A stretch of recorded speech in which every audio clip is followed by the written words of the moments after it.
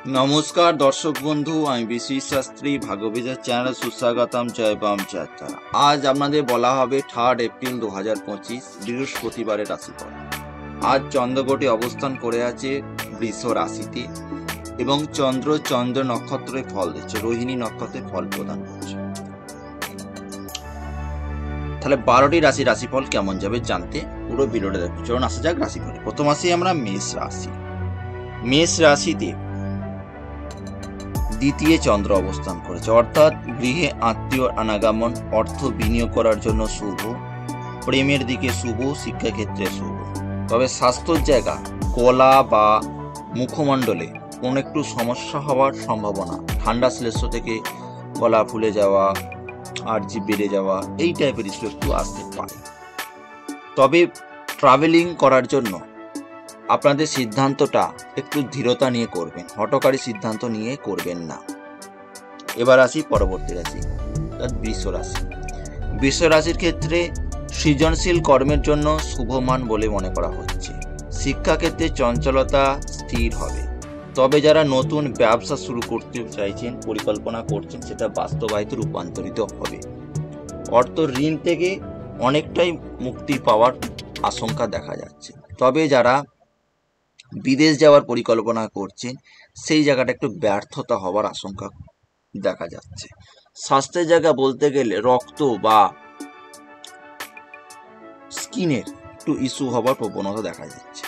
একটু জল থেকে সাবধানতা অবলম্বন করবার চেষ্টা করুন। এবার আসি পরবর্তী রাশি, মিথুন রাশি। মিথুন রাশি জাতক বা জাতিকাদের আজকের দিনটি কেমন যাবে? মিথুন রাশির ক্ষেত্রে ভ্রমণ করার জন্য শুভ বলে মনে করা হচ্ছে, বিনা কারণবশত ব্যয়।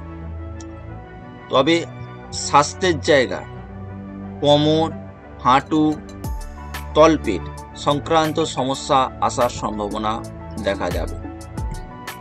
স্ত্রীর সাথে মতবিরোধ, প্রেমের জায়গা তেমন একটা সাফল্যমান হবে না। অর্থ ব্যয় বৃদ্ধি থাকছে। তবে নতুন কোনো জিনিসের শিক্ষার ক্ষেত্রে শুভবান বলে মনে করা হচ্ছে। প্রতিকার হিসাবে বলতে গেলে কালো রঙের বস্ত্র গরিব মানুষদের দান করুন।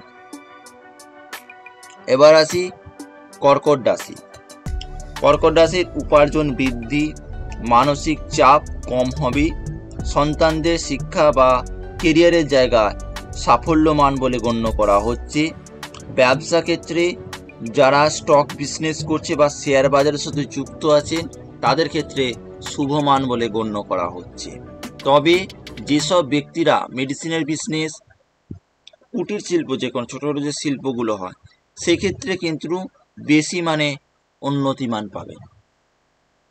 এবার আসি পরবর্তী রাশি, অর্থাৎ সিংহ রাশি। সিংহ রাশির ক্ষেত্রে হঠাৎ করে প্রাপ্তি, আবার হঠাৎ করে ব্যয়, অর্থাৎ অর্থ জায়গা মধ্যম বলে গণ্য করা হচ্ছে। আজ কোনো মাঙ্গলিক অনুষ্ঠানে অংশগ্রহণ করতে পারেন। যারা অবিবাহিত ব্যক্তি, তাদের বিবাহের একটি সম্বন্ধ আসার আশঙ্কা দেখা যাচ্ছে।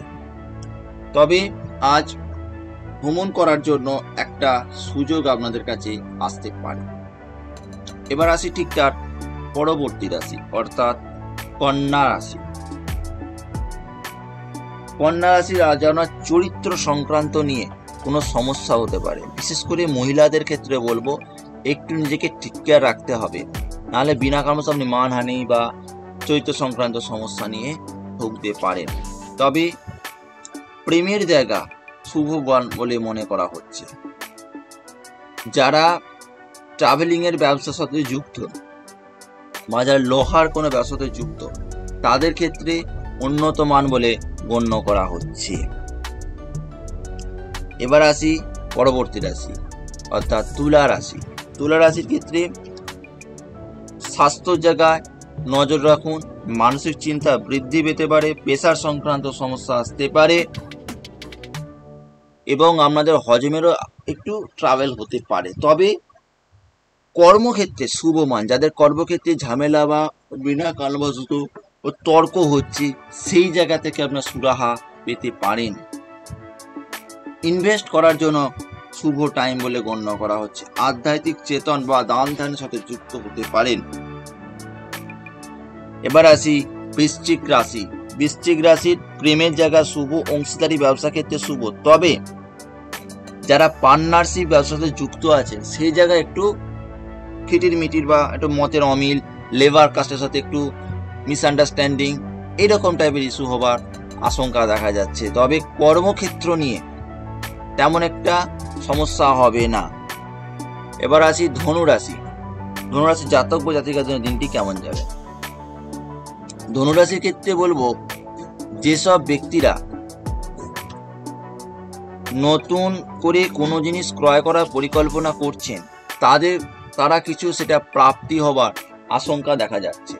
তবে ভ্রমণ করার ক্ষেত্রে একটু সমস্যা হতে পারে, তাই আজকে অ্যাভয়েড করলে খুব বেটার ফিল হবে। অর্থ সঞ্চয় করা একটা আশঙ্কা দেখা যাচ্ছে। তবে যারা নতুন করে কোনো যানবাহন ক্রয় করার পরিকল্পনা করছেন তাদের ক্ষেত্রে শুভ মান বলে গণ্য করা হচ্ছে। এবার আসি পরবর্তী রাশি অর্থাৎ মকর রাশি। 1 2 3 4 5 প্রেমের জায়গা শুভ বলে গণ্য করা হচ্ছে। এবং আপনাদের সন্তানরা যদি অবাধ্য থাকে, বাধ্য হবে, আপনার কথা শুনতে বাধ্য হবে।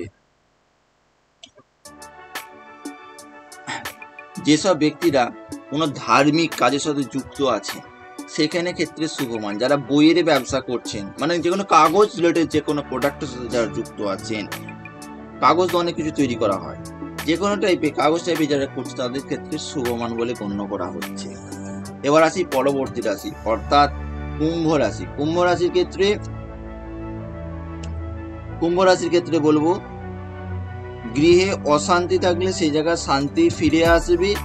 কোনো শত্রু আপনাকে ক্ষতি করার চেষ্টা করবে, বিনা কারণবশত কোনো ঝামেলা একটু চড়াবার আশঙ্কা দেখা যাচ্ছে। দয়া করে নিজেকে সংযত এবং আপনাদের ইষ্টদেবের বীজ মন্ত্রের জপ করুন। এবার আসি পরবর্তী রাশি অর্থাৎ মীন রাশি। মীন রাশি জাতক বা জাতিকাদের জন্য আজকে অর্থ জায়গা মধ্যম বলে গণ্য করা হচ্ছে। যারা নতুন কোনো শিক্ষার কোর্সে ভর্তি হতে চান তাদের ক্ষেত্রে শুভমান বলে গণ্য করা হচ্ছে। এই ছিল আজ আমাদের রাশিফল। নেক্সট দিন রাশিফল চ্যানেলটি ফলো এবং নোটিফিকেশন অন করে রাখুন। ধন্যবাদ।